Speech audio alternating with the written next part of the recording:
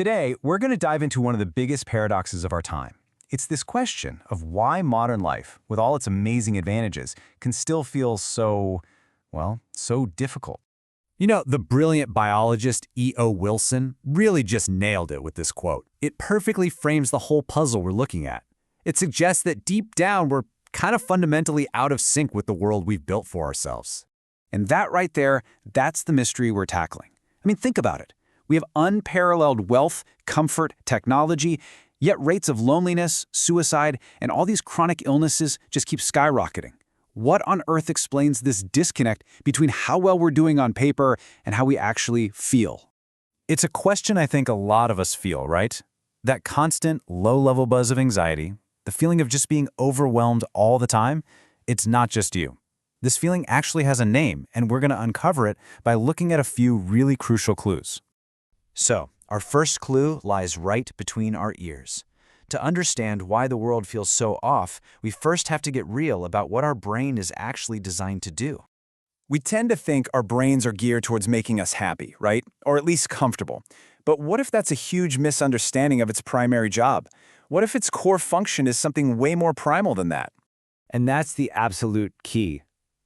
Neuroscientists are pretty clear on this. Evolution did not shape our brains for contentment or joy.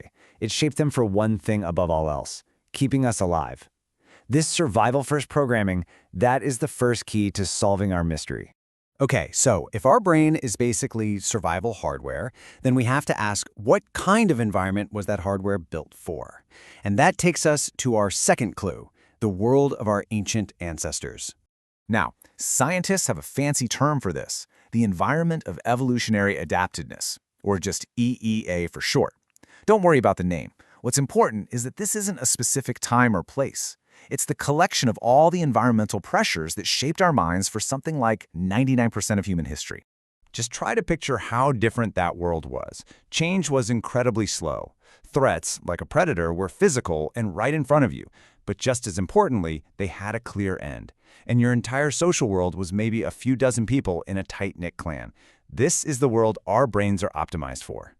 And that, of course, leads us to the biggest question of all. What happens when you take that brain, a brain that's calibrated for a slow, simple physical world, and you drop it smack dab into the high-speed, abstract, digital world of the 21st century?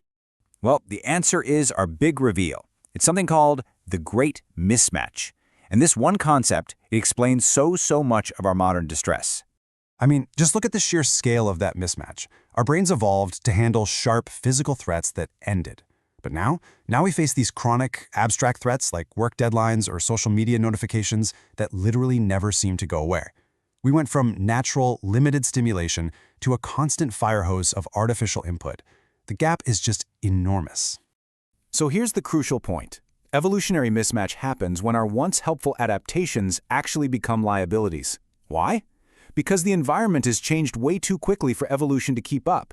Our brains just haven't caught up to the world we live in. This is really the perfect analogy for it. We've created this world of incredible, godlike technological complexity, but we're trying to navigate it with a brain that is, for all intents and purposes, still adapted for the Stone Age. Okay, so let's bring this down from theory to reality. What does this mismatch actually look like in our day-to-day lives? Well, the consequences are literally all around us. Let's take anxiety. Evolutionary psychologists use something called the smoke detector principle to explain it. Think about it. Your anxiety system is like a smoke detector. It's designed to be overly sensitive. Why? Because the cost of a false alarm, a little bit of stress, is tiny compared to the cost of missing a real fire, which could be a lethal threat. So in our modern world, emails, texts, and deadlines are constantly setting off this ancient alarm system. This mismatch dramatically affects our work lives too. Our brains evolved to build trust through physical presence, through shared experiences. So when the input changes to just the virtual presence of coworkers we barely know, our ancient wiring struggles. The result is often what you see here, a maladaptive output, like having a really hard time trusting people and collaborating effectively. And then, of course, there's our technology.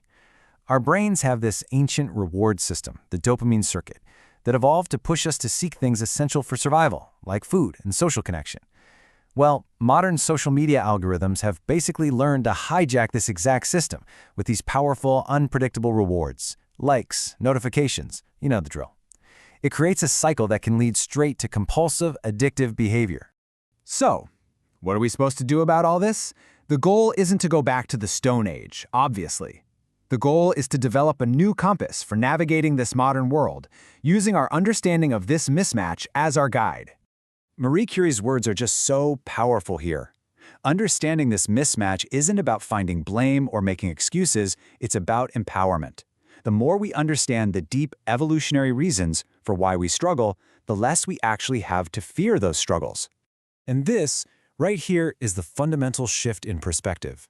It suggests that so many of our mental health challenges aren't a sign that you have a personal defect or a broken brain. No, it's the predictable, expected result of putting a healthy, ancient brain into a radically new and often hostile environment. The problem is in the interaction, in the mismatch itself. And ultimately, this is the question we're left with. It's not just about individual coping strategies.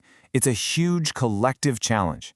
How can we consciously start designing our technologies, our workplaces, and our communities to be more aligned with our evolved human nature? That, right there, is the real task ahead.